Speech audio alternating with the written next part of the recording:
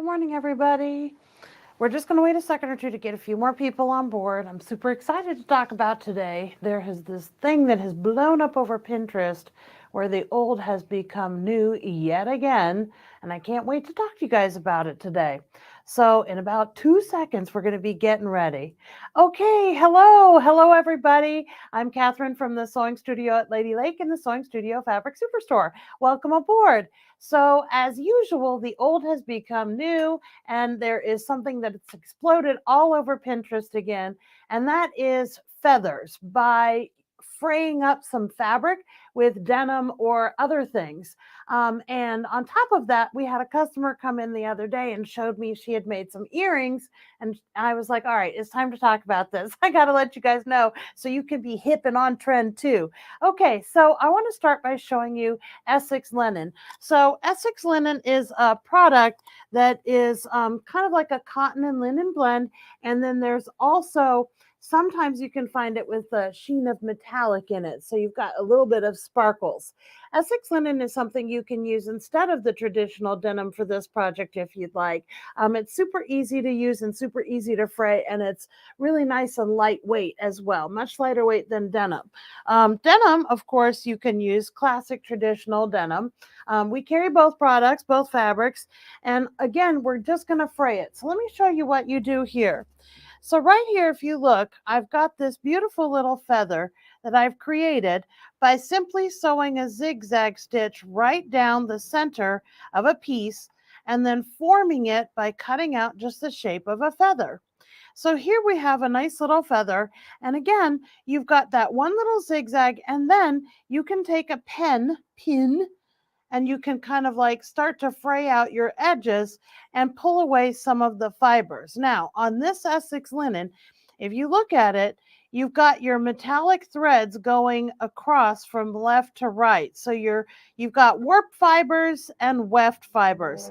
And on this particular project, the metallic threads are working across one direction, and then the white threads within it are the other direction. So when you're choosing what you're going to do, you want to kind of consider how you want it to fray. If I was going to fray it in that direction, I'd be left with fuzzy gray fibers as opposed to this pretty little shiny metallic and white fibers. So that's something to consider. Another thing to consider is if you're going to do an earring, you've got your zigzag stitch that you can do right down the center.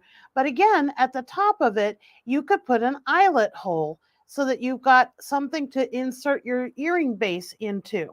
And again, on the side, you're going to just release your fibers that you've got going a certain direction. And all you got to do is just keep pulling and pulling and pulling and pulling, and you'll start to create a fray effect so that you've got this beautiful little shimmer happening. Okay, another thing I want to talk to you about is on this Larson Luminaire, you've got this wonderful feature that's called a tapering function. And it actually allows you to finish off the end of your satin stitching with a certain angle. You can angle it 45 degrees to the right, to the left. This particular one was 15 degrees and it came to a nice sharp point. If you don't have that tapering function, you can also take your normal zigzag.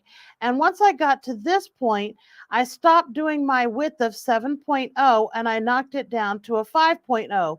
So for just about a quarter of an inch, I did a 5.0, and then a 4.0, and then a 3.0, and then a 2.0 right there at the end. So I kind of created my own little taper by changing the width as I finished off the end of that particular feather. Okay, so one of the cool things that you have about when you've got a certain level of machine, you can actually see your stitch changing on the screen. So in order to create this satin stitch, I just simply took a zigzag, a normal zigzag, and I made it as wide as I could make it. So you can see it changing on screen there, but then you have to compact it to create that satin stitching. So now you'll take your length and you'll shorten up your length. And I actually did a length of 0.4. So I had a width of 7.0 at the start and a length of 0.4. So again, as I went along, I changed my width from a 7.0 right at the end to a 5,